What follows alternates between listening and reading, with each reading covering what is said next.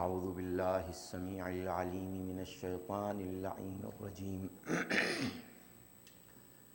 بسم اللہ الرحمن الرحیم الحمد للہ الذی ہدانا لہذا وما كنا لنہتدی لولا ان ہدانا اللہ لقد جاءت رسل ربنا بالحق والصلاة والسلام والتحية والإكرام على رسول الأنام البشير النذير السراج المنير الطهر الطاهر الدر الفاخر البحر الزاخر العالم الباهر الرسول المسدد والمصطفى الأمجد الذي سمي في السماء أحمد وفي الأرضين أبي القاسم محمد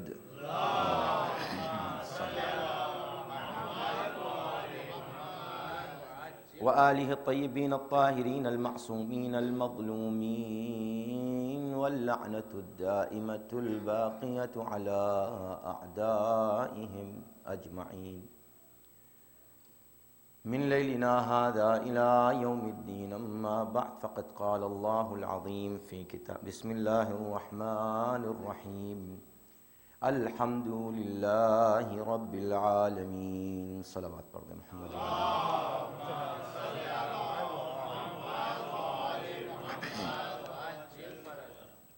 حافظہ سے گزارش ہے کہ ایک بار سورہ حمد 3 بار سورہ اخلاص کی تلاوت فرما کر فرخ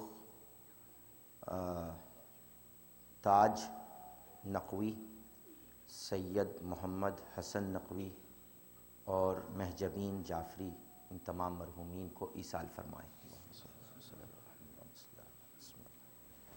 الحمد للہ رب العالمین الرحمن الرحیم مالک یوم الدین ایاک نعبد و ایاک نستعین اهدنا الصراط المستقیم صراط الذین انعمت علیہم غیر المغضوب علیہم. بسم اللہ الرحمن الرحیم قل هو اللہ احد اللہ الصمد لم یلد ولم یولد ولم یکن له کفوا احد. بسم اللہ الرحمن الرحیم قل هو اللہ احد اللہ الصمد لم یلد ولم یولد ولم یکن له کفوا احد. بسم اللہ الرحمن الرحیم قل هو اللہ احد اللہ الصمد لم یلد ولم یولد ولم یکن له کفوا احد. اللهم صل علی اللهم صل علی صلوات پر دیں.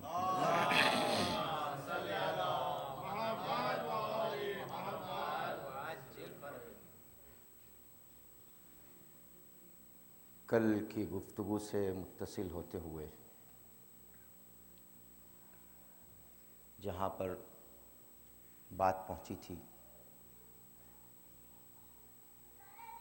کہ حمد و ثنائے الہی کرنا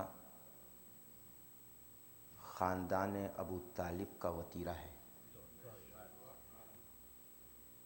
اور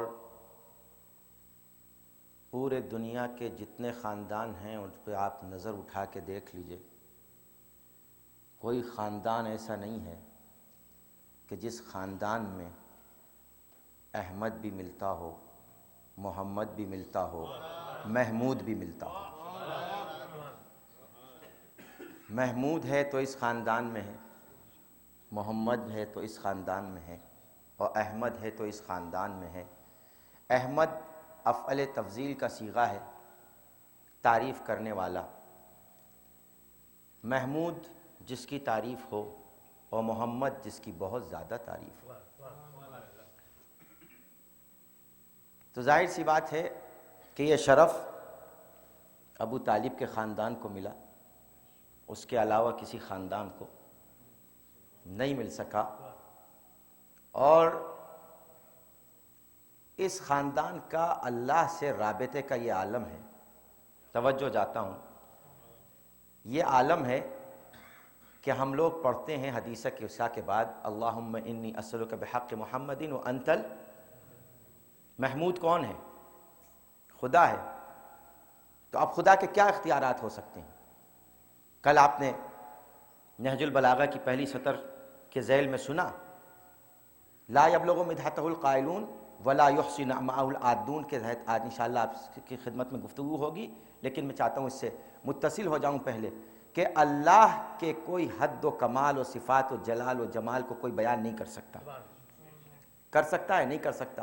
جب نہیں کر سکتا تو اب اللہ ہے محمود، یہ ہے محمد۔ یہ محمد کیوں ہیں؟ وہ محمود کیوں ہیں؟ کہا اس لیے کہ ساری دنیا مل کر بھی اگر خدا کی تعریف کرے وہ پلہ ایک طرف، اور خدا جس کی تعریف کرے وہ پلہ ایک طرف۔ توجہ ہے نا؟ تو اب خدا تعریف کر رہا ہے محمد کی، اب محمد جس کی تعریف کر دیں، اور تعریف کا بھی کوئی حد اور محدود نہ ہو، وہاں بھی کبھی منبر پہ تعریف کر رہے ہیں، کبھی میدان میں تعریف کر رہے ہیں، کبھی بستر پہ تعریف کر رہے ہیں، کبھی خانہ کعبہ میں تعریف کر رہے ہیں۔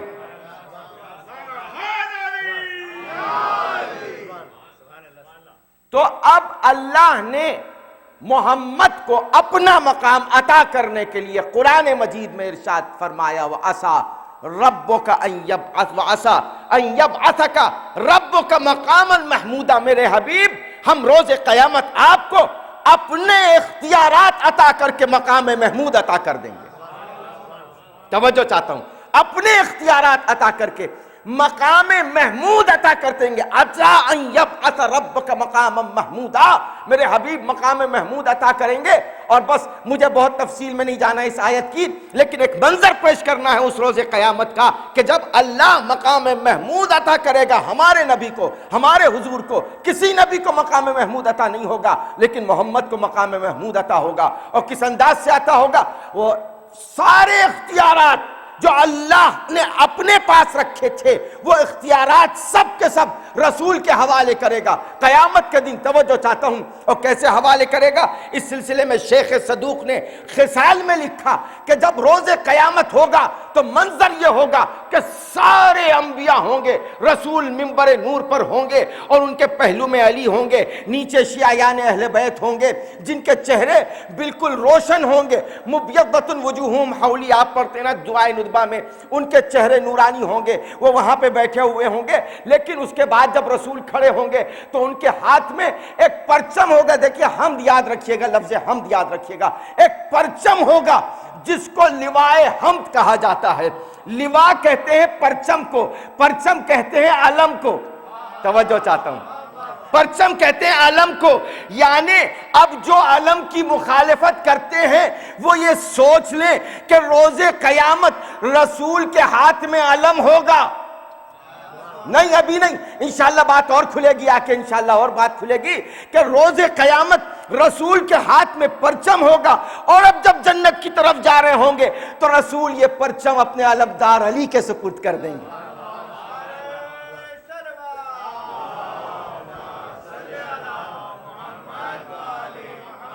اپنے علمدار علی کے سپرد کریں گے اور ارشاد فرمائیں گے یا علی انت اول من تدخل الجنہ، اے علی تم سب سے پہلے جنت میں داخل ہوگے۔ سب سے پہلے تو علی سوال کرتے ہیں۔ شیخ صدوق نے لکھا، عیون اخبار رضا میں لکھا کہ مولا کائنات رسول کریم سے سوال کریں گے یا علی حل ادخل، یا رسول اللہ حل ادخل قبلک، یا رسول اللہ میں آپ سے پہلے جنت میں داخل ہوں گا؟ تو رسول اللہ ارشاد فرمائیں گے نعم فاما انت حامل اللواء فی الدنیا والآخرہ وحامل اللواء متقدم فی الجیش۔ ہاں اے علی تم مجھ سے پہلے جنت میں اس لیے جاؤ گے کہ جس کے ہاتھ میں علم ہوتا ہے وہ علمدار کہلاتا ہے، اور لشکر کا علمدار فوج کے آگے آگے رہتا ہے۔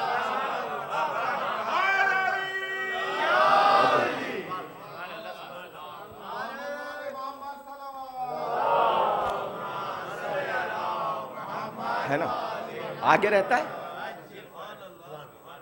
سردار لشکر کے حکم سے آگے رہتا ہے۔ رسول حکم دے رہے ہیں کہ جاؤ آگے۔ اور اب انشاءاللہ آج کی گفتگو سے آگے کے جملے کے لیے ہے، لیکن اس سے پہلے بچوں کی معلومات کے لیے ایک جملہ میں آپ کی خدمت میں عرض کر دیتا ہوں نہج البلاغہ کے حوالے سے، کہ جس طرح قرآن معجزہ ہے ایسے ہی نہج البلاغہ بھی معجزہ ہے۔ جس طرح قرآن کے کلام کو آج تک نہ سمجھ سکا، نہج البلاغہ کے کلام کو بھی آج تک کوئی سمجھ نہ سکا۔ جس طرح اس کے مفسر ہیں اس طرح اس کے بھی مفسر ہیں، جس طرح اس کی شرح ہوئی ہے اس طرح اس کی بھی شرح ہوئی ہے۔ قرآن میں اور نہج البلاغہ میں بہت سی چیزیں مطابق ہیں. ایک بالکل سامنے کا پہلو میں آپ کی خدمت میں عرض کرتا ہوں، بچوں کے لیے خاص طور سے ان کی معلومات کے لیے شاید اضافے کا سبب بنے. قرآن میں سب سے مختصر آیت سورہ مبارکہ رحمان کی ہے مدھامتان. مدھامتان، یہ مدھامتان کیا ہے؟ اللہ جب جنت کا وصف سورہ قرآن میں، سورہ رحمان میں بیان کر رہا ہے، سورہ مبارکہ رحمان میں جب جنت کا وصف بیان کر رہا ہے تو کہا وَمِن دُونِهِمَا جنتان. جنتیں بہت ہیں لیکن اس کے علاوہ 2 جنتیں ہوں گی، 2 جنتیں مدھامتان. وہ جنتوں کا جو کلر ہوگا، جو رنگ ہوگا، وہ ڈارک گرین ہوگا. مدھامتان یعنی ڈارک گرین، گہرا سبز، جو آنکھوں کو بہت اچھا لگے گا، اس لیے کہ یہ رنگ وہ نہیں ہے جو دنیا کے کسی آرٹسٹ نے بنایا ہے، یہ رنگ وہ ہے جو خدا نے بنایا ہے. تو یہ 2 خاص جنتیں ہوں گی. تو یہ مدھامتان سب سے چھوٹی سی آیت ہے قرآن مجید میں. کلمات قصار میں نہج البلاغہ کے سب سے چھوٹا کلمہ ہے اخلص تنل. خلوص پیدا کرو منزل تک پہنچ جاؤ گے. اخلاص پیدا کرو منزل مقصود تک پہنچ جاؤ گے. اب بات جب بھی ہوتی ہے، ہم نے مقررین سے سنی، تو بس اخلاص للہ کی بات ہوتی ہے. لیکن اگر ہم خود ایک دوسرے سے مخلص ہو جائیں تو ہمارا سماج اور معاشرہ سدھر جائے. اگر شوہر بیوی سے مخلص ہو جائے، بیوی شوہر سے مخلص ہو جائے، اگر بیٹا باپ سے مخلص ہو جائے، بیٹا باپ سے اور باپ بیٹے سے، بھائی بھائی سے، پڑوسی پڑوسی سے، اگر اخلاص ہمارے سماج میں حاکم ہو جائے تو تنل، تو یہ سارا سماج منزل مقصود تک پہنچ جائے گا. توجہ ہے نا؟ اگر خلوص ہو، خلوص صرف یہ نہیں کہ بس ڈائریکٹ، یہ جو لوگ ڈائریکٹ اللہ تک پہنچنے کی عادت رکھتے ہیں نا، وہ ہر چیز اللہ تک ڈائریکٹ لے جاتے ہیں. بھیا پہلے اپنے آپ کو تو سدھار لو، پھر اس لائق بنو کہ اللہ کی بارگاہ میں آ کے کھڑے ہو جاؤ، ہے نا؟ تو 2 شعر میں جوش ملیح آبادی کے آپ کی خدمت میں عرض کرنا چاہتا ہوں، اور اس میں تیسرا جو مصرع ہے اس کی میں وضاحت بچوں کے لیے، چونکہ یہاں ماشاءاللہ مجھے معلوم ہے ادباء، شعراء اور حجت الاسلام المسلمین ہمارے بزرگوار مولانا قمر نقوی صاحب قبلہ تشریف فرما ہیں، جنہیں ہم لکھنؤ میں بچپن سے دیکھتے ہوئے آئے ہیں، مدرسہ ناظمیہ میں جب زیر تعلیم تھے اس وقت سے. تو اس تیسرے مصرعے میں جوش ملیح آبادی نے ایک لفظ استعمال کیا ہے جو شاید کچھ بچوں کے لیے نیا ہو. اے پے کے محل شناس جبریل امین. پیک کہتے ہیں نامبر کو، جو آپ کا میسج کہیں لے جائے اسے کہتے ہیں پیک. یعنی جیسے پوسٹ مین، جو پوسٹ مین ہوتا ہے وہ پیک کہلاتا ہے. یہ اردو لغت کے اور فارسی لغت کے اعتبار سے فارسی کا جملہ ہے پیک، کیونکہ لفظ پیک خود اس بات کی دلیل ہے پے عربی میں ہوتا نہیں ہے، تو پیک فارسی جملہ ہے. اے پے کے محل شناس. تو اب الفاظ مخاطب ہیں جبرائیل سے. یہ نہج البلاغہ کے حوالے سے اس کے پس منظر میں سماعت فرمائیے گا کہ انوار، جی ہاں یہ پہلا مصرع ہے کہ انوار مجھے تول رہے ہیں خاموش.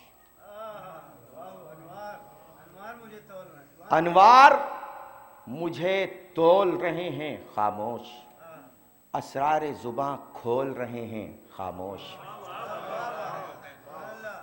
انوار مجھے تول رہے ہیں خاموش، اسرار زباں کھول رہے ہیں خاموش. اے پے کے محل شناس جبریل امین. توجہ چاہتا ہوں، محل شناس، اللہ نے وہی دی تو وہیں لے گئے جہاں لے جانا تھا. توجہ چاہتا ہوں، کہیں ادھر ادھر نہیں لے گئے. ایک بار میں دبئی سے شارجہ جا رہا تھا تو ٹیکسی چلانے والے ایک پٹھان صاحب تھے، ماشاءاللہ سے جو ہے سنت رسول پہ مکمل عمل کیے ہوئے تھے. تو انہوں نے مجھ سے سوال کیا کہ میں امامے میں ہی تھا، اتفاق سے مسجد زہرا شارجہ میں نماز جمعہ پڑھنے کے لیے جا رہا تھا. تو انہوں نے مجھ سے سوال کیا کہ ہم نے سنا ہے کہ آپ کے ہاں یہ عقیدہ پایا جاتا ہے کہ جبرائیل امین نے غلطی سے رسالت رسول اللہ کو دے دی ورنہ علی کے لیے آئی تھی. ہم نے کہا کہ ہمارے یہاں عصمت کا جو عقیدہ ہے وہ پہلے اس چیز کی حفاظت کر دیتا ہے کہ معصوم غلطی نہیں کیا کرتا ہے. توجہ چاہتا، معصوم غلطی نہیں کرتا، اور جبرائیل جو ہیں وہ معصوم ہیں، اور معصوم بھی کسی کے شاگرد ہیں. توجہ چاہتا ہوں. تو جب شاگرد سے بھول نہیں ہو سکتی تو استاد سے کیسے بھول ہو سکتی ہے نا. اچھا، تو ہم نے کہا کہ بھئی نہیں، یہ بات تو بہرحال پروپیگنڈے سے بہت سے پروپیگنڈے ہیں، اس میں سے ایک ہے. تو اسی لیے جوش نے کہا کہ اے پے کے محل شناس جبریل امین. پھر سے میں آپ کی خدمت میں عرض کرتا ہوں کہ انوار مجھے تول رہے ہیں خاموش، اسرار زباں کھول رہے ہیں خاموش. اے پے کے محل شناس جبریل امین اس وقت علی بول رہے ہیں.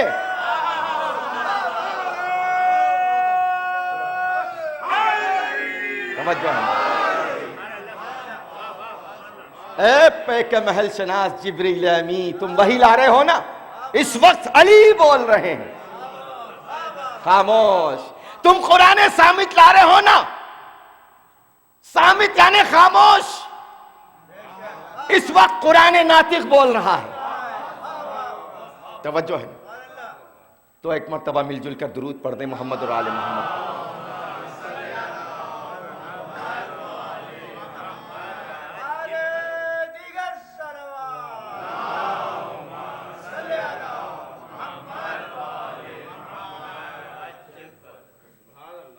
تو کل آپ کی خدمت میں پہلے ہی سطر نہج البلاغہ کی اسی میں وقت گزر گیا. وَلَا يُحْصِي نَعْمَاءَهُ الْعَادُّونَ. ذرا آج اس پہ ہمیں غور کرنا ہے. اور حقیقت یہ ہے کہ بہت لمبا موضوع میں نے چھیڑ دیا ہے نہج البلاغہ کے سلسلے میں، بڑا تفصیلی ہے. اور یہ ظاہر سی بات ہے کہ 3-4 دنوں میں تو سوال ہی نہیں پیدا ہوتا. بڑی بڑی شرحیں ابھی لکھی جا رہی ہیں، لکھی جا چکی ہیں، اور ابھی بھی نہج البلاغہ کے اوپر کام ہو رہا ہے. ملکوں میں نہج البلاغہ اکیڈمیاں قائم ہیں. تحقیق کا مسئلہ ابھی جو ہے وہ جاری و ساری ہے. تو میں کیا، میرے کیا بس کی بات ہے کہ جو لسان اللہ ہو، جو صاحب منبر سلونی ہو، اس کی بات کو میں واضح کر سکوں. یہ تو کوشش ہے تھوڑی سی ثواب حاصل کرنے کے لیے کہ ثواب مل جائے ان کا ذکر کر کے، ان کے ذکر کا ذکر کر کے. انہوں نے جس چیز کا ذکر کیا ہے،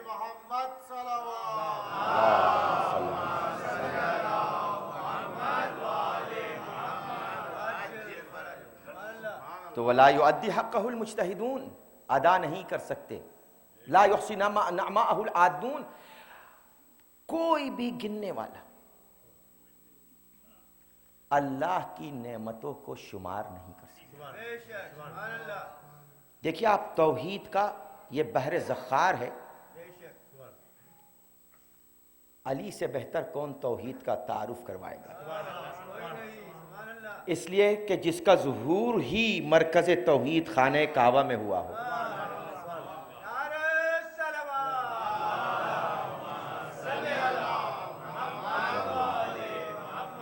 اس سے بہتر کون تعارف کروائے گا توحید کا؟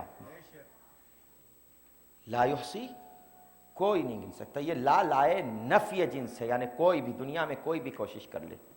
نعماءہ، اس کی نعمتوں کو، عادون، گننے والے. اچھا، ایک بالکل سامنے کی بات ہے بچوں کو سمجھانے کے لیے کہ نعمتوں کا شمار نہیں ہو سکتا. یہ مولا نے بھی کہا اور قرآن نے بھی کہا. مولا نے جہاں کہا کہ اللہ کی عطا کی ہوئی نعمتوں کا کوئی شمار نہیں ہو سکتا، تو سورہ مبارکہ نمل، قرآن کا 16واں سورہ، اس کی 18ویں آیت میں اللہ نے ارشاد فرمایا کہ وَإِن تَعُدُّوا نِعْمَةَ اللَّهِ لَا تُحْصُوهَا، اگر تم اللہ کی نعمتوں کا شمار کرو تو کر نہیں سکتے ہو. اب دیکھیے آپ قرآن اور نہج البلاغہ کو آپ ملاتے ہوئے جائیں اور نتیجہ نکال لیں. ادھر مولا نے کہا کوئی نہیں گن سکتا، ادھر قرآن کہہ رہا ہے کوئی نہیں گن سکتا. اچھا ایک بالکل سامنے کی مثال، جہاں جہاں میری آواز جا رہی ہے، ایک سب سے بڑی نعمت جو ہماری اور آپ کی زندگی میں ہے اور ہم اس کی قدر نہیں کرتے، زیادہ تر سماج میں لوگ قدر نہیں کرتے، وہ ہے ہمارا عمل تنفس، سانس لینے کا عمل. توجہ چاہتا ہوں، یہ جو ہم سانس لیتے ہیں، سانس ایک بار لیتے ہیں اس کے بعد چھوڑتے ہیں سانس. ایک بار سانس اندر لے جاتے ہیں، ایک بار سانس باہر چھوڑتے ہیں. اسی لیے حکما نے کہا ہے کہ جو سانس اندر جاتا ہے وہ ممد حیات ہے، حیات کا باعث ہے، زندگی کا سبب ہے. اور اب اگر سانس اندر جائے اور رک جائے تو اسی کو موت کہتے ہیں. لیکن اب وہی سانس، وہی ہوا باہر آ رہی ہے، وہی سانس باہر آ رہا ہے. توجہ چاہتا ہوں، تو یہ مفرح ذات ہے، یعنی انسان کی ذات کو فرح و سرور عطا کرتا ہے سانس کا باہر آنا. تو ایک بار انسان سانس لیتا ہے، ایک بار چھوڑتا ہے. یہ عمل کتنے سیکنڈ میں انجام پاتا ہے؟ آپ اندازہ لگائیے اس چیز کا، سیکنڈ. ٹھیک ہے، تو اب کیا ہم نے کبھی، آج کوئی انسان مجھے ملا نہیں اب تک یہ کہنے والا کہ ہم نے 24 گھنٹے میں اپنی سانسیں گن لی؟ توجہ چاہتا ہوں، یہ ایک نعمت ہے بہت بڑی. سانس لینے کی نعمت زندگی ہے اس سے وابستہ. ورنہ جو ہے ہم نے دیکھا ہاسپٹلس میں کہ آکسیجن لگایا جاتا ہے تاکہ زندہ رہے انسان. اس کو ہوا، مصنوعی ہوا دی جاتی ہے. اگر خالق ہوا روک دیتا، یہ جو ہوائیں چلتی ہیں انہیں روک دیتا، تو کوئی انسان، کوئی حیوان، کوئی جاندار روئے زمین پر زندہ نہیں بچ سکتا تھا. تو نعمتیں بہت ہیں، یہ ظاہری نعمت ہے. اچھا پھر قرآن مجید نے سورہ مبارکہ لقمان کی 20ویں آیت میں اللہ نے ارشاد فرمایا کہ وَأَسْبَغَ عَلَيْكُمْ نِعَمَهُ ظَاهِرَةً وَبَاطِنَةً، اللہ نے تم کو نعمتیں عطا کی ہیں، ظاہری نعمتیں بھی عطا کی ہیں، باطنی نعمتیں بھی عطا کی ہیں. ظاہری نعمتیں بھی عطا کی ہیں اور باطنی نعمتیں بھی عطا کی ہیں. اور یوں اگر آپ سورہ مبارکہ رحمان کا مطالعہ کریں تو اس میں اللہ نے نعمتیں گنوا کے اور پھر اس انسان کو ٹھہو کے دیا ہے، اس انسان کو متوجہ کیا ہے. فَبِأَيِّ آلَاءِ رَبِّكُمَا تُكَذِّبَانِ، پھر تم اپنے پروردگار کی کون کون سی نعمتوں کو جھٹلاؤ گے، کون کون سی نعمتوں کو جھٹلاؤ گے؟ ساری نعمتیں تمہارے سامنے ہیں. اور پھر جب اس انسان کو اللہ نے متوجہ کیا، پوری توجہ جب متوجہ کیا، تو پھر یہ دیکھیں ظاہری نعمتوں کی بات ہو رہی ہے. ابھی ظاہری نعمتیں، یہ ہماری آنکھیں جو ہیں یہ ظاہری نعمت ہے، یہ ہماری زبان جو ہے یہ ظاہری نعمت ہے، یہ ہمارے ہاتھ یہ ظاہری نعمت ہیں، یہ ہمارے پیر یہ ظاہری نعمت ہیں. ان میں سے کوئی ایک اعضاء و جوارح میں سے کوئی کمی آ جائے، توجہ چاہتا ہوں، کوئی کمی آ جائے تو یہ انسان ناقص کہلائے گا، کامل نہیں کہلائے گا. کامل نہیں کہلائے گا، ناقص کہلائے گا. اب آپ غور کیجئے، میں آپ کی خدمت میں اسی کے ضمن میں ایک واقعہ پیش کرتا ہوں. ایک مرتبہ مل جل کے درود پڑھیں محمد اور آل محمد پر.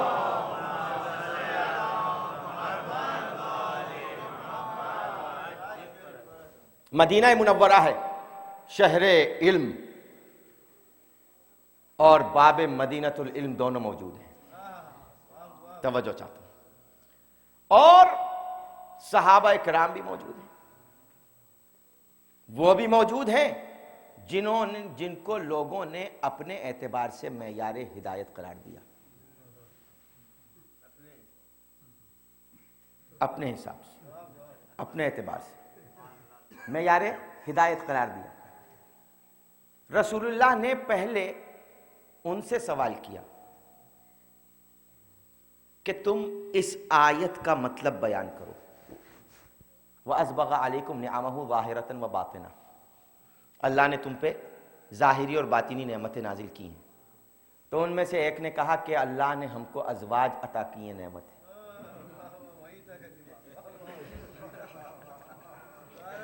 سمجھا؟ سب سے پہلے ازواج کا ذکر. رسول اللہ نے اور دوسروں کو موقع دیا بولنے کا، تم بتاؤ. ایک نے کہا اللہ نے ہمیں اولاد عطا کی. حیرت کی بات ہے، یہ وہ لوگ تھے کہ جو دعویٰ کرتے تھے کہ ہمیں قرآن کافی ہے اور قرآن پہ نظر تھی نہیں. یہ وہ لوگ تھے جو کہتے تھے کہ ہمیں قرآن کافی ہے، اور پہلے ہی جو دو چیزیں ذکر کی قرآن نے پہلے ان کو کہہ دیا کہ المال والبنون زینت الحیات الدنیا. یہ دنیا کی زینت ہے، دنیا کی زینت کا باعث ہے.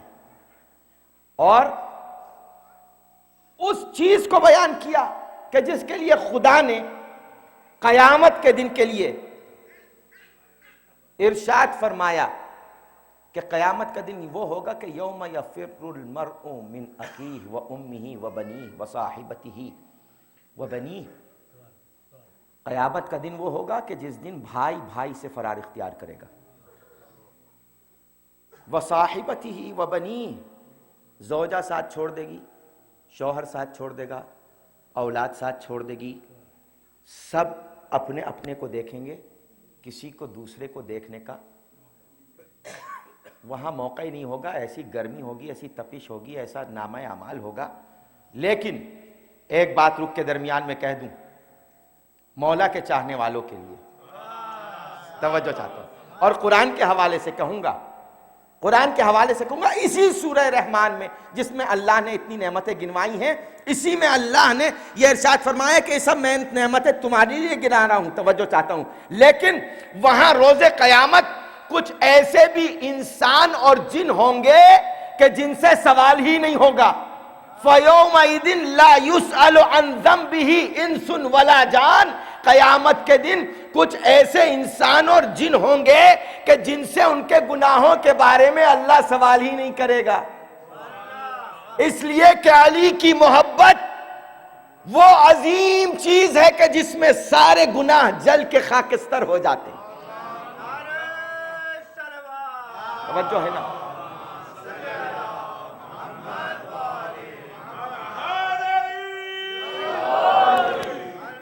اچھا، تو نے کہا کہ ایک نے کہا زوجہ اور ایک نے کہا اولاد، اور تیسرے نے کہا کہ یہ جو ہم لوگ روٹی کھاتے ہیں نا، رزق، یہ اللہ کی نعمت ہے. چوتھے نے کہا کہ جو ہم کام کے لیے نکلتے ہیں اللہ کی نعمت ہے. رسول اللہ سب سنتے رہے. اس کے بعد میرے مولا علی سے ارشاد فرمایا کہ یا علی اب تم بتاؤ، توجہ چاہتا ہوں، اب تم بتاؤ کہ اسبغ علیکم نعمہ ظاہرۃ و باطنۃ کا مطلب کیا ہے؟ کہ اللہ نے ظاہری نعمتیں بھی دی ہیں اور باطنی نعمتیں بھی دی ہیں. تو ایک مرتبہ میرے مولا نے یہاں سے شروع کیا کہ خلقنی، اللہ نے مجھے خلق کیا، اور لم اکو شیئا، مجھے ذکر کر کے، مجھے خلق کر کے اللہ نے قابل ذکر بنا دیا. کیا کہا مولا نے؟ خلق کیا، اور صرف خلق نہیں کیا بلکہ قابل ذکر بنا دیا. پہلے خلق کیا پھر قابل ذکر بنایا. توجہ چاہتا ہوں. تو مولا نے سب سے پہلے یہ پیغام دیا کہ ہر ایک قابل تذکرہ نہیں ہوتا ہے. توجہ چاہتا ہوں. ہر ایک قابل تذکرہ نہیں ہوتا، جسے وہ بناتا ہے وہ قابل تذکرہ ہوتا ہے. اور پھر مولا کا یہ جملہ بھی قرآن سے ملتا ہوا ہے. ہم نے جب سورہ مبارکہ دہر کی پہلی آیت کی تلاوت کی تو اللہ نے ارشاد فرمایا هل أتى على الإنسان حين من الدهر لم يكن شيئا مذكورا. اللہ نے اس انسان کو خلق کیا، پہلے تذکرہ اس کا نہیں ہوتا تھا، پھر ہم نے اس کو قابل تذکرہ بنا دیا. یہ سورہ مبارکہ دہر ہے. خلقنی ولم اکو شیئا مذکورا، یہ مولا کائنات نے ارشاد فرمایا. اس کے بعد پھر مولا کائنات نے دوسری نعمت گنائی کہ سب سے پہلی نعمت یہ ہے کہ اس نے مجھے خلق کیا. توجہ چاہتا ہوں. دیکھیے صحابہ کرام کا مجمع ہے، پوچھنے والے رسول ہیں، یہ خلقنی پہلے کیوں کہا میرے مولا نے؟ اس لیے کہ مولا کو پتا تھا کہ ایک گروہ آئے گا کہ جو مجھے خدا سمجھے گا. توجہ چاہتا ہوں. تو مولا نے پہلے ہی کہہ دیا خلقنی، میرا بھی کوئی خالق ہے، میں مخلوق ہوں، جو مخلوق ہوتا ہے وہ خدا نہیں ہوتا. توجہ ہے نا؟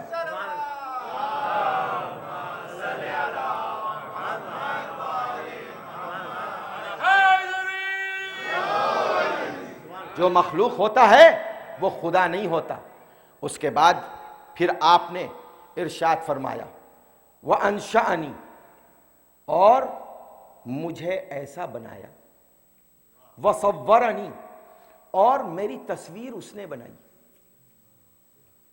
توجہ چاہتا ہوں، میری تصویر اس نے بنائی۔ یعنی آپ دیکھیے رسول نے یہ سوال کیا تھا کہ ظاہری نعمتیں گناؤ، باطنی نعمتیں گناؤ، اب مولا کی یہ فصاحت و بلاغت ہے کہ اللہ کی تعریف کے ساتھ ساتھ اپنی تعریف کر رہے ہیں۔ صورنی، اس نے مجھے، وہ مصور ہے اور میں تصویر ہوں، اس نے میری تصویر بنائی۔ صورنی ورکبنی، اور عدالت کے ساتھ مجھے اللہ نے بنایا، عدل و انصاف کے ساتھ بنایا۔ کیا ہم قرآن مجید کی آیت پڑھتے ہیں؟ دیکھیے صورنی، اس کے متعلق میں آپ کو آپ کی خدمت میں عرض کروں گا۔ انشأنی، سب سے پہلے یہ انشأنی کیا ہے؟ سورہ مبارکہ مومنون، اللہ نے جب اس انسان کی تخلیق کے بارے میں سورہ مبارکہ مومنون میں ذکر کیا تو ارشاد فرمایا انا خلقنا الانسان من سلالۃ من طین ثم جعلناہ نطفۃ فی قرار مکین ثم خلقنا النطفۃ علقۃ فخلقنا العلقۃ مضغۃ فخلقنا المضغۃ عظاما فکسونا العظام لحما ثم انشأناہ خلقا آخر فتبارک اللہ احسن الخالقین۔ انشأناہ خلقا آخر، ہم نے اس انسان کو ایک مکمل وجود عطا کر دیا۔ توجہ، سورہ مبارکہ مومنون میں، اور پھر اللہ نے کیا کہا؟ فَتَبَارَكَ اللَّهُ أَحْسَنُ الْخَالِقِينَ۔ اللہ خلق کرنے والوں میں ایک لمحہ فکریہ دے کے جا رہا ہوں، ذرا اس کی تفسیر اٹھا کے پڑھیے گا، علماء سے سوال کیجئے گا۔ اللہ نے یہ نہیں کہا فَتَبَارَكَ اللَّهُ الْخَالِقُ، میں اکیلا خلق کرنے والا ہوں، جمع کا صیغہ استعمال کیا ہے بھائی، جمع کا صیغہ، خلق کرنے والوں میں سب سے اچھا خلق کرنے والا ہوں۔ اب تلاش کرو وہ دوسرے خالق کون ہیں؟ توجہ چاہتا ہوں، یہ جمع کا صیغہ ہے نا، واحد تو نہیں ہے، تثنیہ تو نہیں ہے، جمع ہے نا، خالقین، خلق کرنے والے۔ اچھا اب ذرا سا ایک ٹچ دیتا ہوا نکل رہا ہوں میں، چونکہ اس موضوع سے تعلق رکھتی ہے، خلقت ایک بہت بڑی نعمت ہے۔ تو اب آپ دیکھیے، آپ نے بار بار کا سنا ہوا واقعہ ہے کہ ایک شخص آتا ہے چھٹے امام جعفر صادق علیہ السلام کی خدمت میں، اور آ کے کہتا ہے میں خالق ہوں، میں خلق کرتا ہوں۔ تو امام نے کہا اچھا دلیل کیا ہے؟ کہا دلیل ہے کہ میرے پاس کچھ ہے، میں اس مٹی پہ ڈالوں گا، کیڑے پیدا ہو جائیں گے۔ کہا کر، ڈالے، کیڑے پیدا ہو گئے۔ کہا اچھا تو خالق ہے، ان کیڑوں کا خالق ہے؟ کہا میں خالق ہوں۔ کہا اچھا توجہ چاہتا ہوں، اگر تو خالق ہے تو اشارہ کر جو میل ہیں وہ الگ ہو جائیں، فیمیل الگ ہو جائیں، جو نر ہیں الگ ہو جائیں، جو مادہ ہیں وہ الگ ہو جائیں۔ کہا نا امام نے، سنا ہوا ہے نا آپ کا واقعہ۔ تو اس نے کہا کہ میں تو بس اس حد تک کر سکتا ہوں، اس کے آگے میں نہیں کر سکتا۔ تو امام نے کہا جو مجبور ہوتا ہے وہ خالق نہیں ہوتا۔ توجہ چاہتا ہوں، جو مجبور ہوتا ہے وہ خالق نہیں ہوتا، جو مختار ہوتا ہے وہ خالق ہوتا ہے۔ اور یہ کہنے کے بعد ایک مرتبہ خود امام نے اشارہ کیا تو نر تھے وہ الگ ہو گئے، جو مادہ تھے وہ الگ۔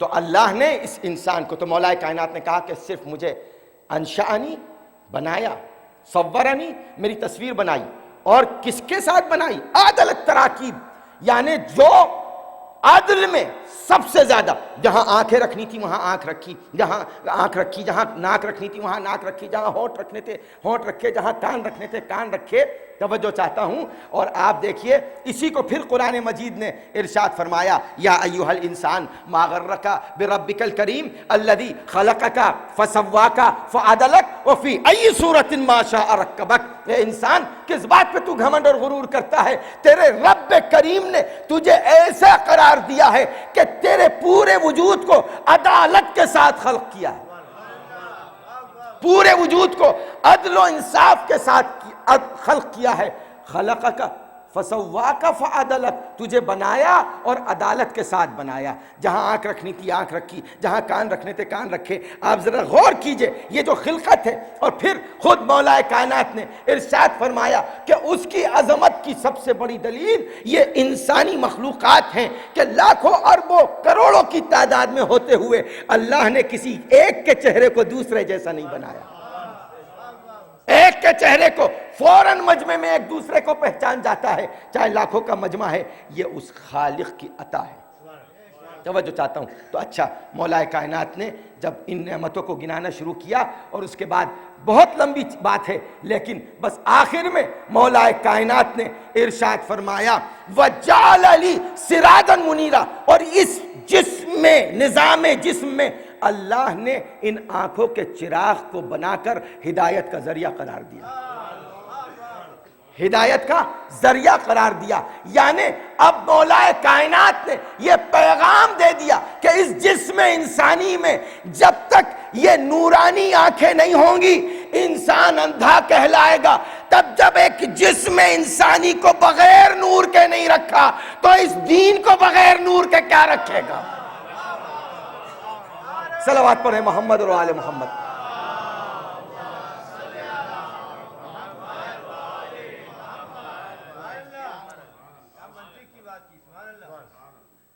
تو یہ وَلَا يُحْصِي نِعْمَتَهُ الْعَادُّونَ، گننے والے نہیں گن سکتے.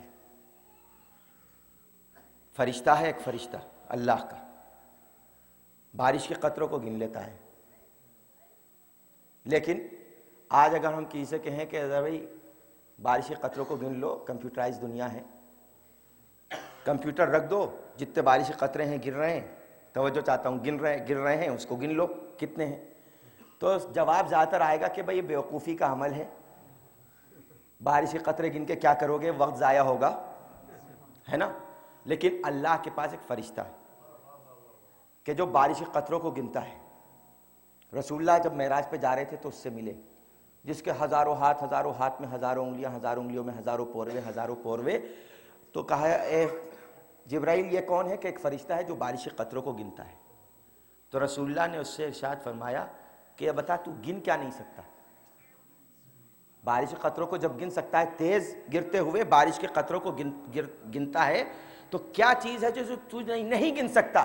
تو اس نے کہا کہ یا رسول اللہ 2 چیزیں میرے اختیار سے باہر ہیں، میں انہیں نہیں گن سکتا. کہا وہ کیا ہے؟ کہا ایک، اگر 10 افراد جماعت کی نماز میں شامل ہو جائیں تو اس کے ثواب کو نہیں گن سکتا،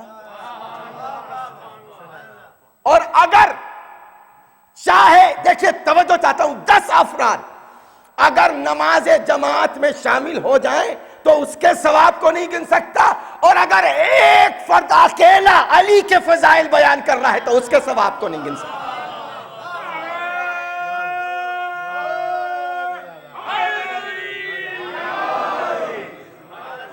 توجہ کیوں؟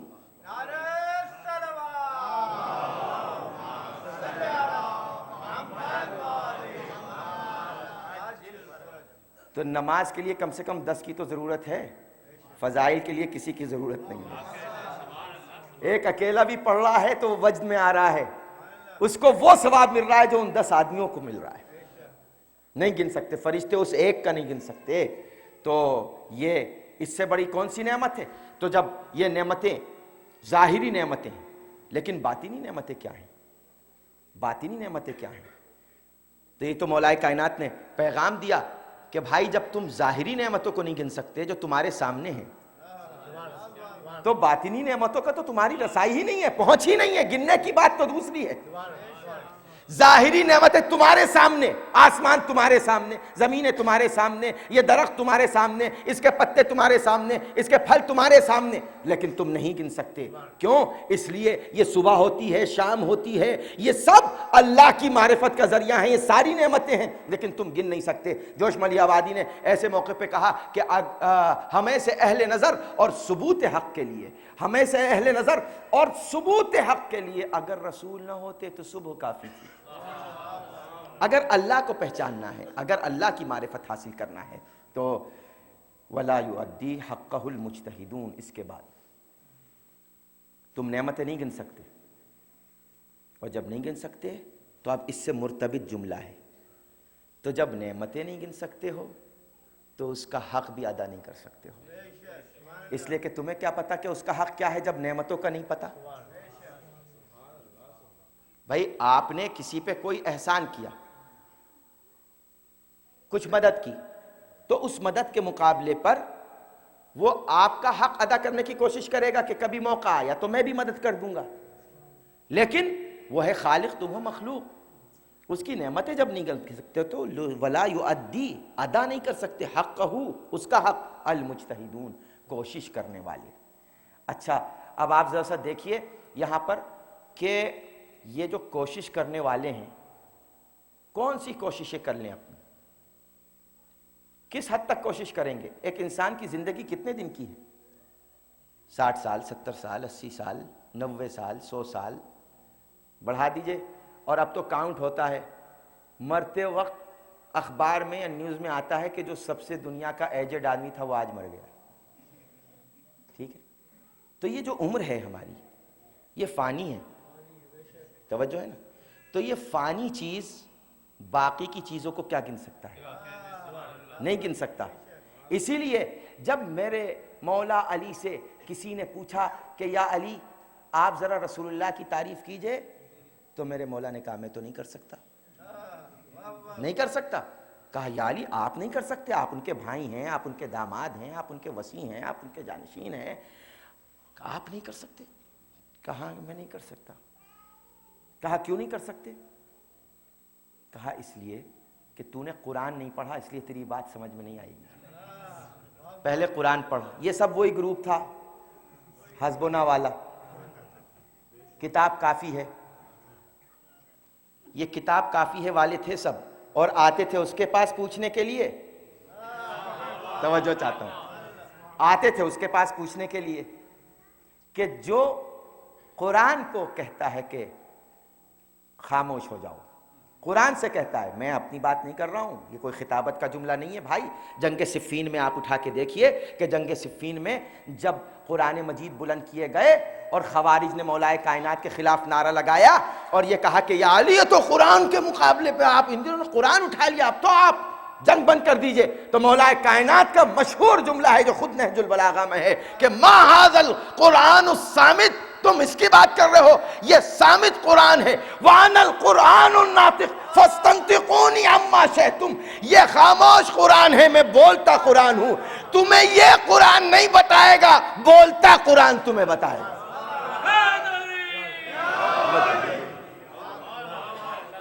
تو یہ کہا کہ نہیں ہے، قرآن میں ہے. کہا کہ کیا ہے قرآن میں؟ کہا تو نے قرآن میں نہیں پڑھا ان تعدوا نعمت اللہ لا تحصوها، اللہ کی نعمتوں کو تم شمار نہیں کر سکتے. تو ہاں تو ہے تو ہے. کہا کہ اور یہ نعمتیں کون سی ہیں؟ کہا یہ دنیا کی نعمتیں ہیں. تو پھر کہا کہ کیا پھر تو نے آیت نہیں پڑھی وما متاع الحیات الدنیا الا قلیل، یہ دنیا کی جو نعمتیں ہیں یہ بہت تھوڑی سی ہیں، یہ بہت کم ہیں. تو کہا کہ پھر اس سے تعریف رسول کا کیا مطلب ہے؟ کہا تادان تیری سمجھ میں نہیں آتا، یہ ہے قلیل. اور اللہ نے اپنے پیغمبر کے لیے کہا انک لعلی خلق عظیم. جب قلیل تیری سمجھ میں نہیں آ سکتا تو عظیم تیری سمجھ میں کیا آئے گا؟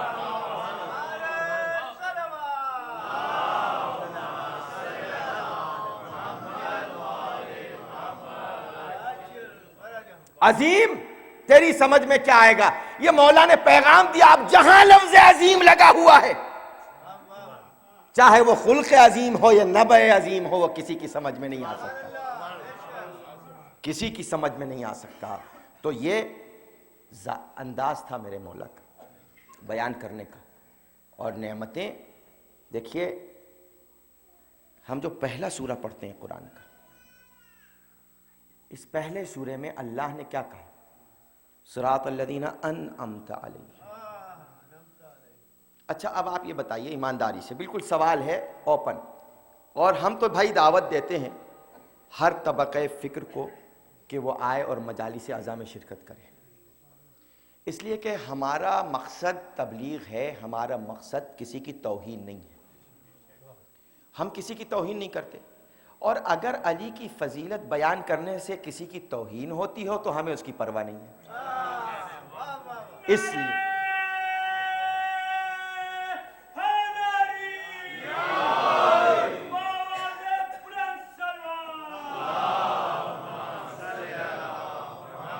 ہمیں اس کی پرواہ نہیں ہے اگر مولا کی فضیلت بیان ہو رہی ہے، اس لیے کہ دیکھیے یہ جو مولا کائنات نعمتیں گنا رہے تھے، میں نے کو بتایا نا کہ بہت طولانی ہے، تو اس میں مولا کائنات کا آخری جملہ ہے، رسول موجود ہیں، صحابہ کرام موجود ہیں، وَلَا يَذْكُرُ ذِكْرُنَا إِلَّا الْحَلَائِلِ، ہمارا ذکر وہی کرے گا جو حلال زادہ ہوگا۔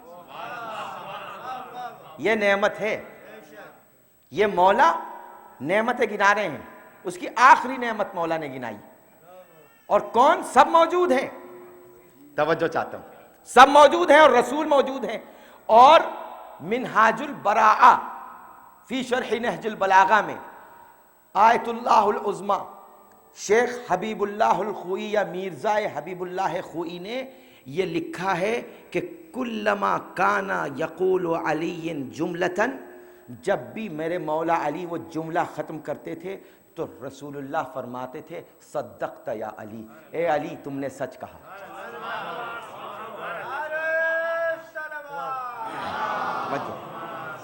اے علی تم نے سچ کہا، یعنی اگر میں اپنی زبان میں عرض کروں تو گویا علی اپنے فضائل بیان فرما رہے تھے، رسول اللہ سبحان اللہ کہہ رہے تھے، تو رسول اللہ یہ جو سبحان اللہ اور واہ واہ ہے، کچھ لوگوں نے جن کا مطالعہ نہیں ہے، اصل میں مصیبت یہ ہے کہ لوگ مطالعہ کر کے نہیں آتے، مطالعہ جن کا نہیں ہے وہ یہ کہتے ہیں کہ صاحب یہ واہ واہ جو ہے، واہ واہ کا لفظ یہ پنجاب سے چلا۔ ہمارے یہاں جب گرامر پڑھائی جاتی ہے نحو قم اور نجف میں، اب ظاہر سی بات ہے کہ الحمدللہ میری زندگی، رفیق نقوی صاحب قبلہ تشریف فرما ہیں، ان کے سامنے بھی ہم قم میں تھے، تو 12 سال قم میں حقیر تھا یہ، تو بہرحال ایسے تو نہیں گزرے ہوں گے یہ دن، کچھ نہ کچھ تو بہرحال، اور وہاں جوار کس کا ہے یہ تو دیکھیے آپ، بی بی معصومہ قم ہے، وہ عش آل محمد کہلاتا ہے، آل محمد کے کا گھونسلے میں کیسے ہوتی ہیں بچے، چڑیا کے بچے کیسے ہوتے ہیں، تو ان کا انداز کیا ہوتا ہے کہ وہ چڑیا آتی ہے اپنے بچوں کو دانہ بھراتی ہے، تو یہ سرزمینیں وہ ہیں کہ جہاں کچھ مت کرو رہ لو تو علم آ جاتا ہے، خدا کی قسم۔ ہم جاتے تھے وہاں، ایک درس ہوتا تھا، درس اخلاق آیت اللہ مظاہری کا، تو اس درس میں ہم شریک ہوتے تھے، ہر شب جمعہ کو ہوتا تھا درس اخلاق، تو انہوں نے بڑی عجیب بات کہی، انہوں نے ارشاد فرمایا کہ علم منطق میں نہیں ہے، توجہ چاہتا ہوں شباب بھائی، علم منطق میں نہیں ہے، علم فلسفے میں نہیں ہے، علم لمع میں نہیں ہے، علم شرح لمع میں نہیں ہے، علم رسائل و مقاصد میں نہیں ہے، علم کفایہ میں نہیں ہے۔ اب ظاہر سی بات ہے سب علمی تو کتابیں ہیں، لیکن وہ کہہ رہے ہیں علم اس میں نہیں ہے، تو کاہے میں ہے؟ تو انہوں نے کہا کہ جاؤ معصومہ کی چوکھٹ کو بوسہ دو، اس میں علم ہے،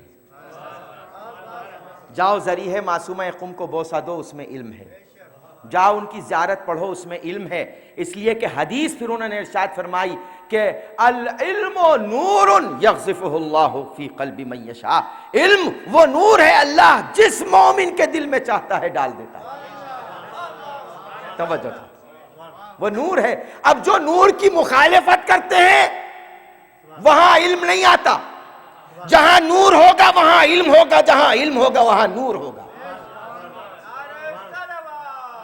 اس لیے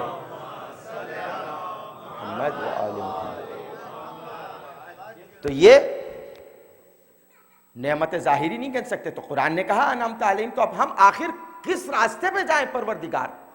توجہ چاہتا ہوں، اس لیے کہ اگر ہم ان ظاہری نعمتوں کو مراد لیتے ہیں تو آنکھیں تو بھائی ایک کافر اور ہندو کے پاس بھی ہیں، آنکھیں تو ایک منافق کے پاس بھی ہیں، آنکھیں تو ایک مشرک کے پاس بھی ہیں۔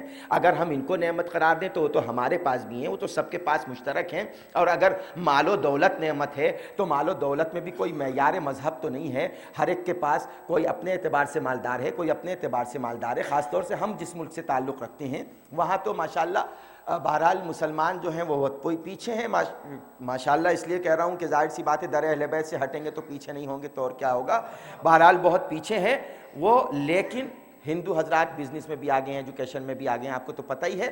بہرحال مجھے وہاں کی کوئی رپورٹ نہیں پیش کرنی آپ کی خدمت میں، لیکن اگر میں یار یہ دولت ہے کہ بنگلہ جس کا بہت زیادہ ہو تم اس کے پیچھے چل پڑو، انعمت علیہم وہ ہیں، اور اگر یہ معیار ہو کہ جو بہت زیادہ صحت مند ہو وہ انعمت علیہم ہے، اور اگر یہ معیار ہو کہ جو بہت زیادہ مشہور ہے وہ انعمت علیہم ہے، تو ظاہر سی بات ہے بہت مشہور ہستیاں ہیں اس دنیا میں، کچھ کھلاڑی ہوتے ہیں، اسپورٹس مین ہوتے ہیں جو بہت مشہور ہوتے ہیں، تو کیا وہ انعمت علیہم ہیں؟ تو آخر انعمت علیہم ہیں کون؟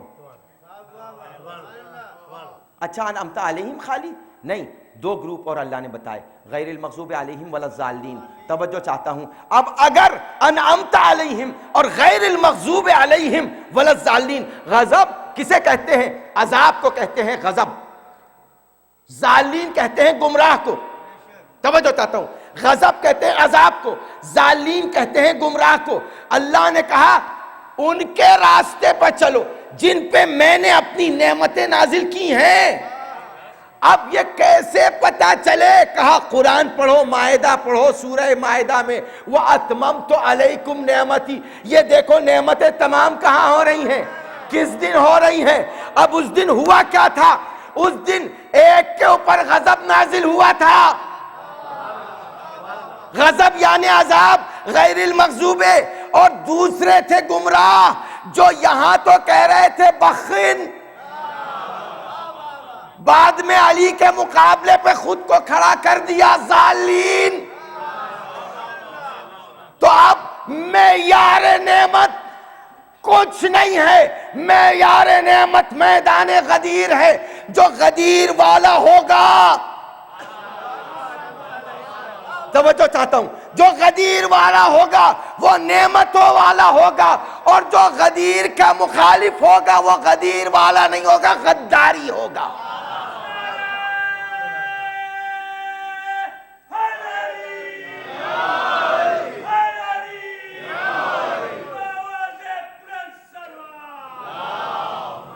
صلی اللہ علیہ، پتہ چلا معیار،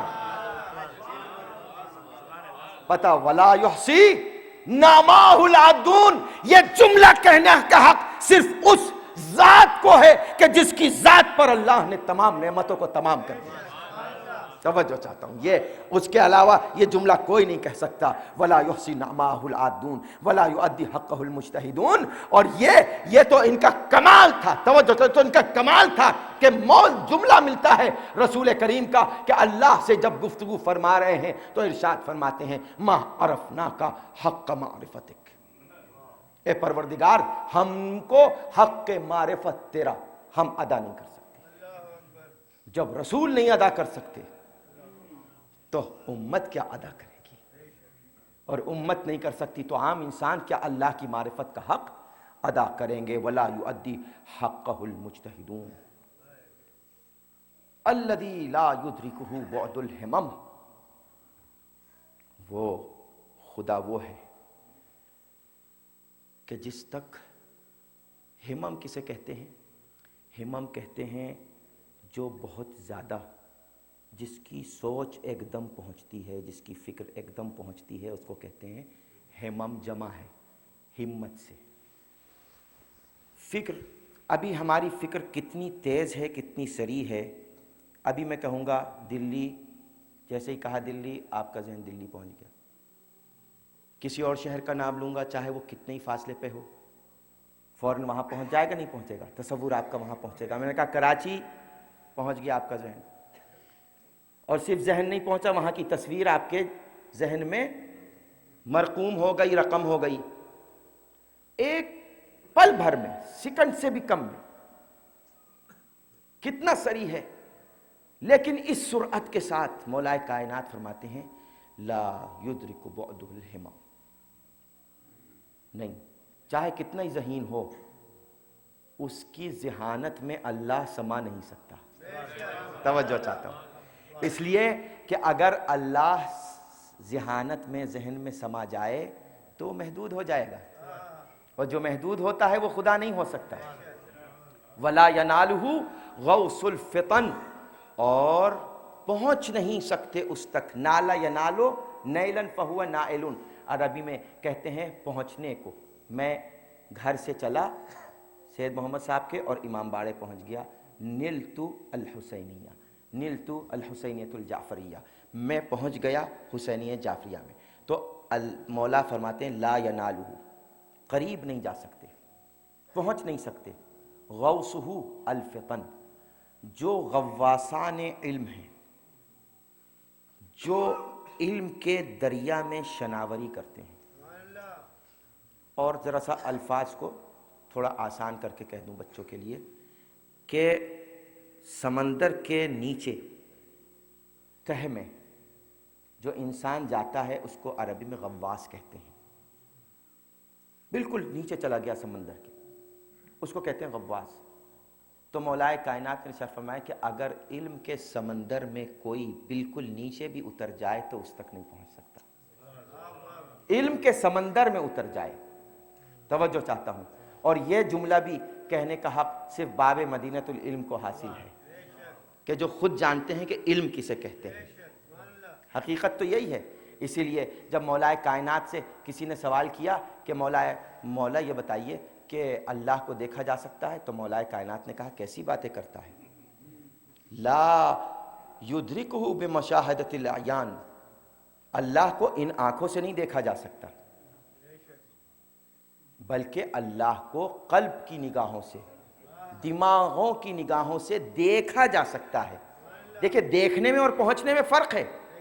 مولا فرماتے ہیں لا ینالہ غوث الفطن، اس کی ذات تک، اس کی ذات اتنی اعلیٰ ہے کہ اس کی ذات تک کوئی نہیں پہنچ سکتا۔ توجہ چاہتا ہوں، اب اس کی ذات کیا ہے، اس کی صفات کیا ہیں، یہ انشاءاللہ گفتگو اور بعد میں ہوگی، لیکن مولا کہتے ہیں کوئی نہیں پہنچ سکتا۔ اللہ اکبر۔ اب مولا کو کوئی میں شامل مت کر لینا، توجہ چاہتا ہوں، مولا کو، میرے مولا کو کوئی میں شامل مت کرنا، اس لیے کہ جو یہ بولنے والا ہے وہ ہے کہ جو بے نیاز ہے، صمد ہے۔ اللہ بے نیاز ہے نا، اللہ صمد ہم پڑھتے ہیں نا، اللہ بے نیاز ہے۔ وہ بے نیاز ہو کے بھی جس کے لہجے میں بات کریں اسے علی کہتے ہیں۔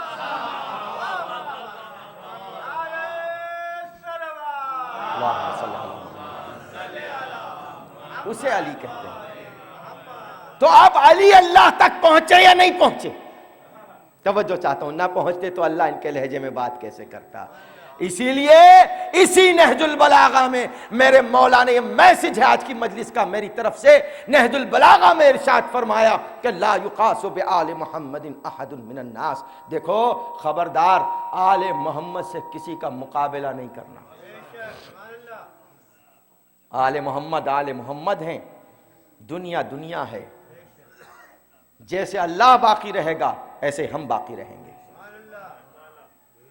وہ اگر اللہ ہے تو ہم مظہر صفات خدا ہیں۔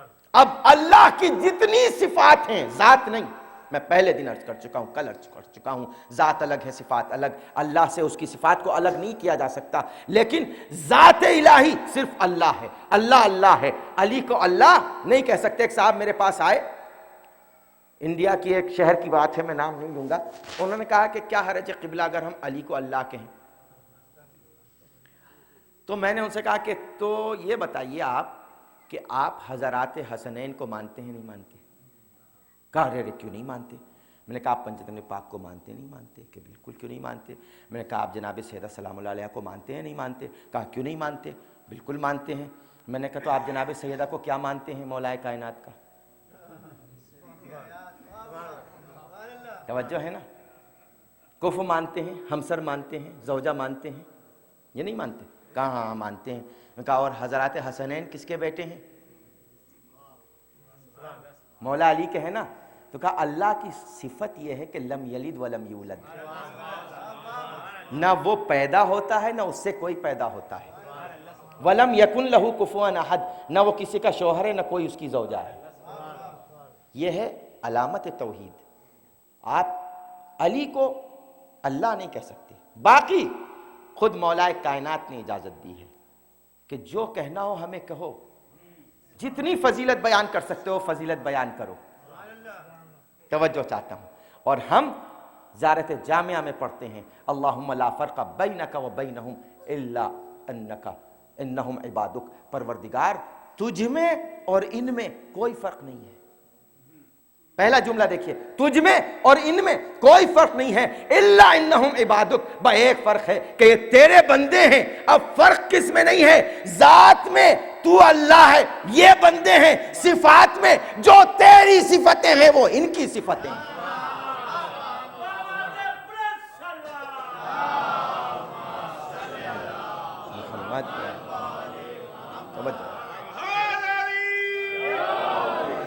بس میں نے ختم کیا. جو اس کی صفتیں ان کی صفتیں. یہ در اہل بیت وہ در ہے کہ جس در پر اپنے تو اپنے، پرائے بھی آ کے نعمتوں کی تلاش کرتے ہیں، غیر بھی آ کے نعمتوں کی تلاش کرتے ہیں. اپنوں کی تو بات اور ہے، ایک الگ موضوع ہے. کبھی وقت ہوگا انشاءاللہ تو عرض کروں گا کہ اسلام سے مسیحیت بہت قریب رہی. اور آپ کربلا میں بھی دیکھتے ہیں واہب قلبی کو جو کرسچن تھے. آپ نے راہب کا بھی قصہ سنا ہوگا جو میرے مولا حسین کے پاس بیٹے لینے کے لیے آیا تھا. اور کچھ لوگ اس واقعے کو جھٹلاتے ہیں، مجھے اس بحث میں نہیں پڑنا، لیکن بس ابھی تو آپ نے سن لیا کہ جو اس کی صفتیں ہیں وہ ان کی صفتیں ہیں. تو اولاد دینا بھی اس کی صفت ہے. تو وہ صفت بھی ان کو عطا کر دی ہے اللہ نے. یہ جس کو چاہیں اولاد عطا کر دیں، اس لیے کہ یہ اب اللہ کی مرضی بن چکے ہیں. ظاہر سی بات ہے. اور اب جو اللہ کی مرضی وہ ان کی مرضی ہے. تو حسین نے 7 بیٹے دیے راہب کو. بس راہب کو جو بیٹے دیے 7، تو جب وہ خوش ہو کے اٹھا ہے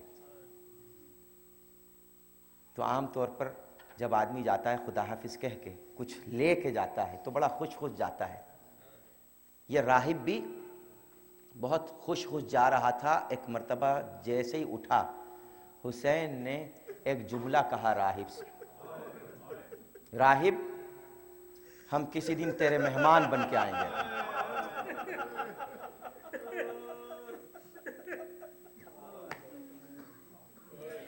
راہب ہم کسی دن تیرے مہمان بن کے آئیں گے.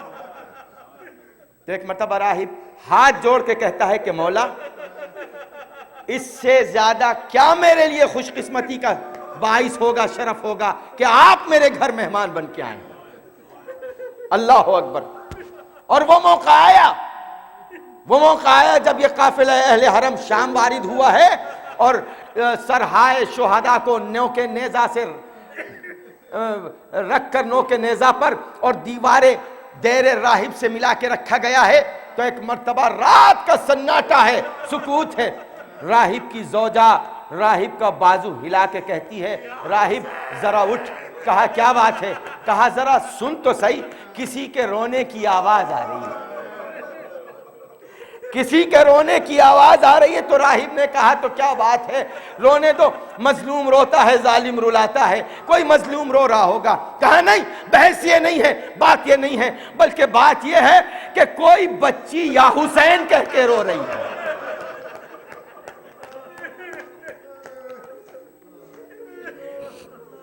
کوئی بچی یا حسین کہہ کے رو رہی ہے. ارے حسین تو ہمارا محسن ہے، حسین نے تو ہم پہ احسان کیا ہے، ہو سکتا ہے کسی اور کا نام حسین ہو، لیکن خدا کی قسم اے راہب جا اور جلدی سے جا کے کہہ، اس لیے کہ میرا دل ڈوبا جاتا ہے نام حسین سن کر۔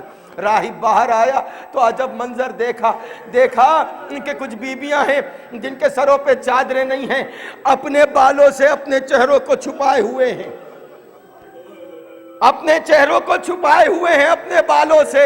ایک مرتبہ جا کے راہب کیا دیکھتا ہے کہ ایک چھوٹی سی 4 برس کی بچی ہے اور وہ یا حسین کہہ کے رو رہی ہے، بین کر رہی ہے۔ ایک مرتبہ راہب آیا، آنے کے بعد ان کے قریب پہنچا اور پہنچنے کے بعد کہا، اس قافلے کا قافلہ سالار کون ہے؟ کہا تجھے مطلب کیا ہے؟ کہا میں چاہتا ہوں یہ بچی یا حسین کہہ کے نہ رو۔ تو ایک مرتبہ شمر نے اشارہ کیا سید سجاد کی طرف، یہ راہب آیا جناب سید سجاد کے قریب، اور آنے کے بعد کیا منظر دیکھا کہ ایک جوان ہے جس کے ہاتھوں میں ہتھکڑیاں ہیں، پیروں میں بیڑیاں ہیں، گلے میں توقے خاردار ہے، گلے سے خون بہ رہا ہے۔ یہ منظر دیکھ کے ایک مرتبہ تھوڑی دیر کے لیے راہب رکا اور رکنے کے بعد ہاتھ جوڑنے کے بعد کہا کہ میں آپ سے دستبستہ گزارش کرتا ہوں، یہ بچی رونے کو منع نہیں کرتا میں، لیکن بس یا حسین کہہ کے نہ روئے۔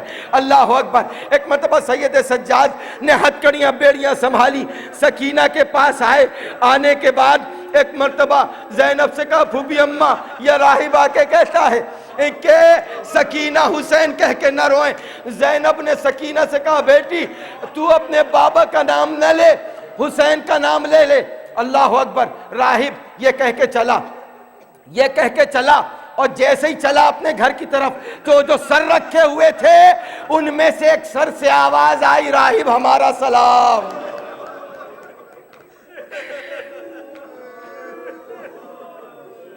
راہب ہمارا سلام۔ ایک مرتبہ راہب نے جو پلٹ کے دیکھا تو کیا دیکھا؟ ایک سر ہے جو خاک و خون میں ہٹا ہوا ہے۔ قریب پہنچا اور قریب پہنچنے کے بعد کہا اے سر عزیز تو مجھے کیسے پہچانتا ہے؟ تو ایک مرتبہ سر سے آواز آئی، راہب تو نے ہمیں نہیں پہچانا؟ کہ خدا کی قسم نہیں پہچانا۔ کہاں پہچانتا بھی کیسے؟ اس لیے کہ جب تو مدینے آیا تھا تو میں نانا کی آغوش میں بیٹھا ہوا تھا۔ راہب ہم اپنا وعدہ وفا کرنے آئے ہیں۔ راہب یاد ہے نا میں نے تجھ سے کہا تھا کسی دن مہمان بن کے آئیں گے۔ اللہ اکبر۔ راہب پلٹا اور پلٹنے کے بعد ایک مرتبہ راہب نے پھر شمر سے جا کے بات کی کہ مجھے یہ سر چاہیے۔ کہا نہیں ملے گا، کہ لے 10,000 درہم رکھ اور یہ سر مجھے دے دے۔ 10,000 درہم راہب نے شمر کو دیے۔ سر حسین لے کے چلا، ایک پاکیزہ کمرہ تھا اس میں معطر کیا کمرے کو، حجرے کو، سر حسین رکھا اور جا کے پھر بستر پہ لیٹ گیا۔ تھوڑی دیر کے بعد ایک مرتبہ زوجہ پھر بازو ہلاتی ہے۔ کہا اب کیا ہوا؟ کہ خدا کی قسم ذرا کان لگا کے سن۔ ارے مجھے تو یہ فاطمہ زہرا کی آواز لگتی ہے۔ ارے کوئی ماں ہے جو کہہ کے رو رہی ہے ارے میرے لال میں نے تجھے چکیاں پیس کے پالا تھا، ارے میرے لال قطعک من الورید الی الورید، ارے میرے لال تجھے پشتے گردن سے ذبح کیا گیا۔ یہ ماں دیکھ رہی تھی۔ ایک مرتبہ زوجہ نے کیا دیکھا؟ نور کی عماریاں اتری، آسمان کی طرف گئیں۔ اللہ اکبر۔ بین جاری ہوا۔ ایک مرتبہ راہب پھر دیر سے باہر نکلا، اپنے ساتوں بیٹوں کے ساتھ جنگ کی اور اس کے بعد سمجھ گیا اور آنکھیں جھکا کے بند کر کے نکلا۔ سید سجاد کے قریب پہنچا، مولا معاف کرنا مجھے پتا نہیں تھا آپ کون ہیں، لیکن اب پتا چل گیا یہ یتیمہ کون ہے۔ کہا اے راہب یہ یتیمہ کربلا سے یہاں تک درے کھاتی ہوئی آ رہی ہے، تماچے کھاتی ہوئی آ رہی ہے۔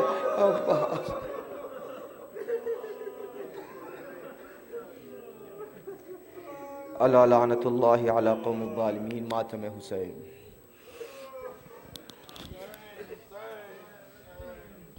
حسین حسین حسین حسین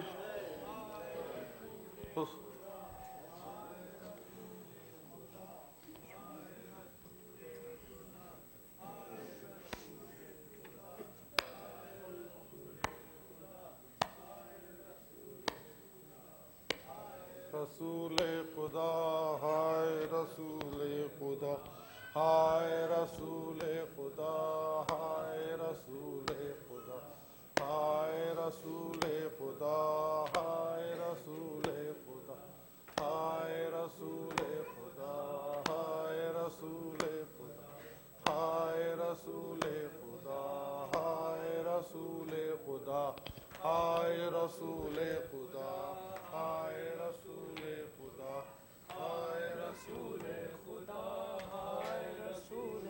خدا ہائے رسول خدا ہائے رسول خدا ہائے رسول خدا ہائے رسول خدا ہائے رسول خدا ہائے رسول حسین حسین حسین حسین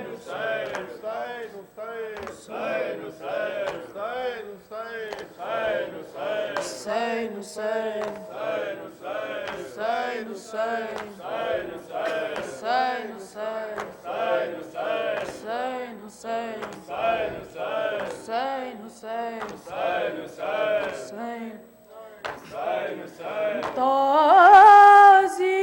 تعظیم کرو آتی ہے شہزادی شام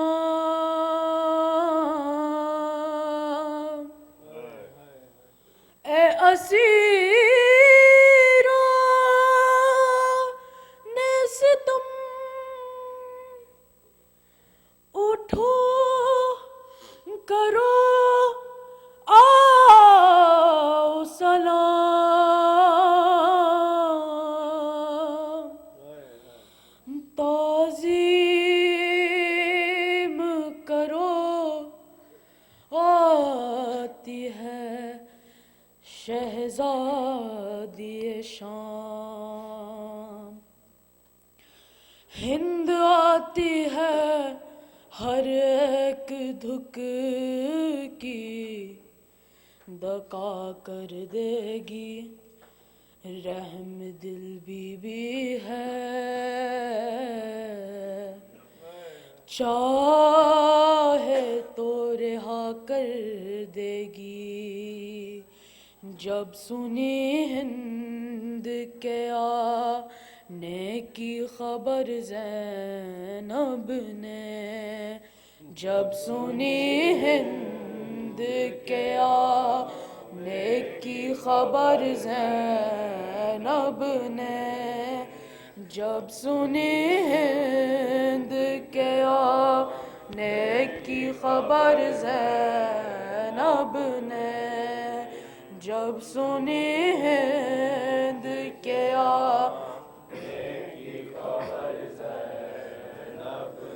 رکھ دیا خاک پہ روتے ہوئے سر زینب نے جب سنی ہند کے آنے کی خبر زینب نے جب سنی ہند کے آنے کی خبر زینب نے جب سنی ہند کے آنے کی خبر زینب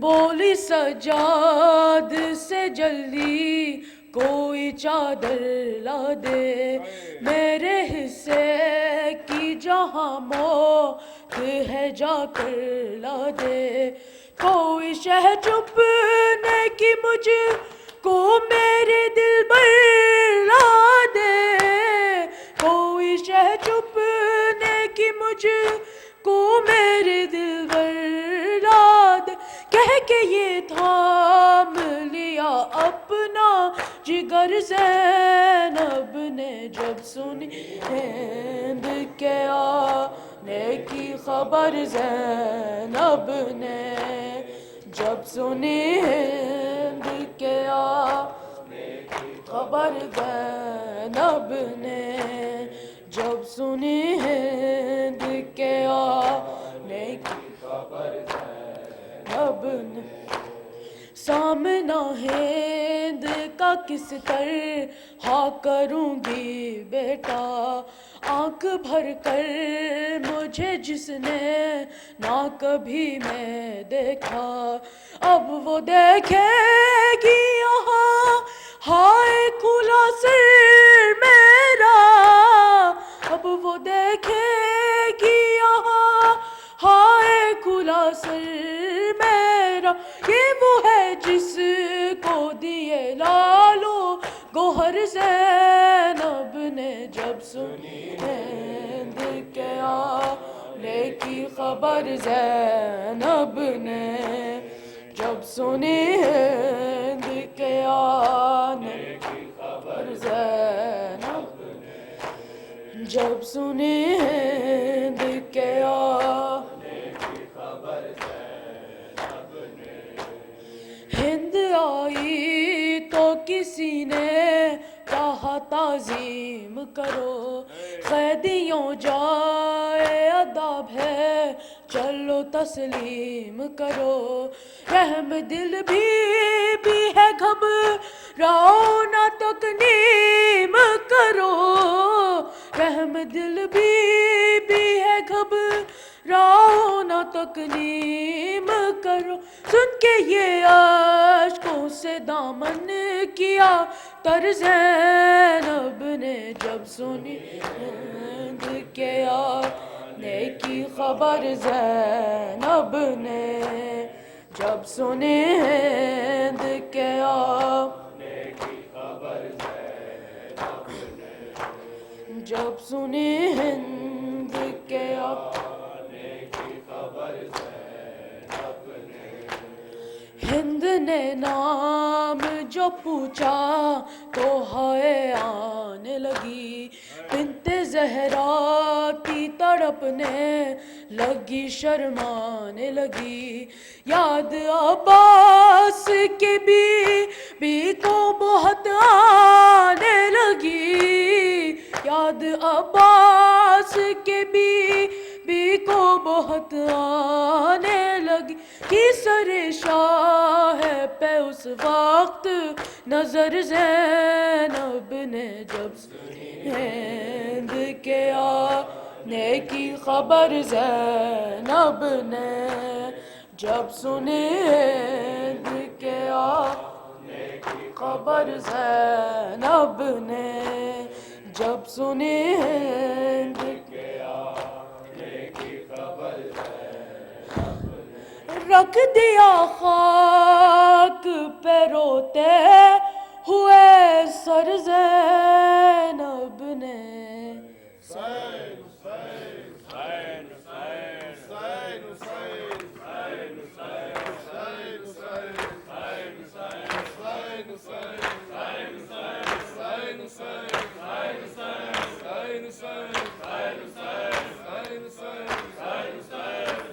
جنگل میں بھرے گھر کو لٹا، آئی ہے زینب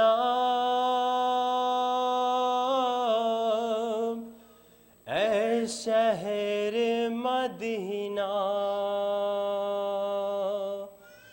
جنگل میں بھرے گھر کو لٹا، آئی ہے زینب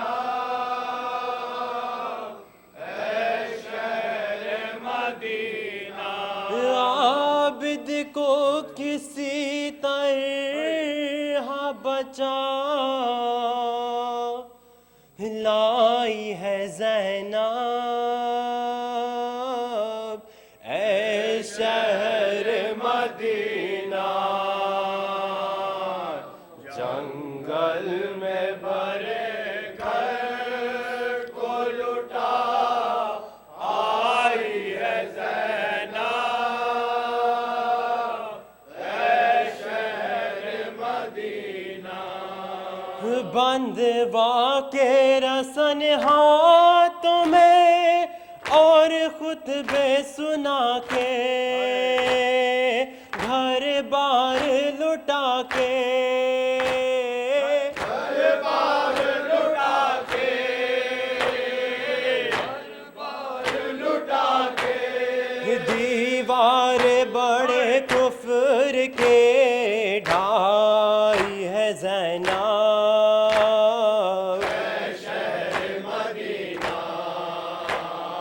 جنگل میں بڑے گھر کو لٹا آئی ہے زینب،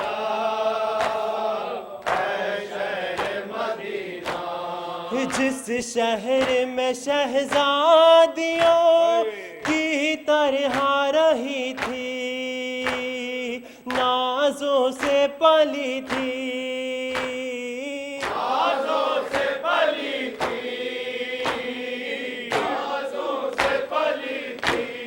سر ننگے اسی شہر میں ہو آئی ہے زینب،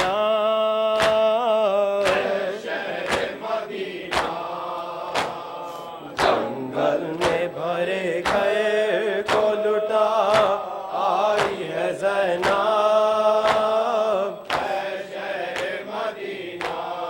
تھے اون محمد جو میری آنکھوں کے تارے، ماموں کے دلارے،